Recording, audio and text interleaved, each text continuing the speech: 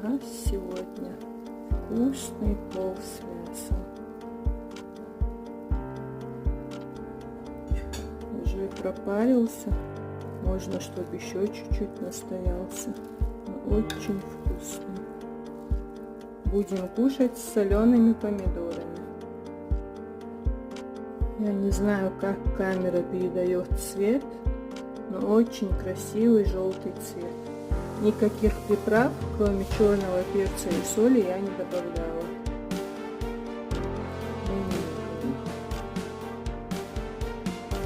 В общем, мама с тетей будут кушать попозже, а я попробую сейчас. Мясо я, кстати, подготавливала на несколько дней, посолила и держала в холодильнике.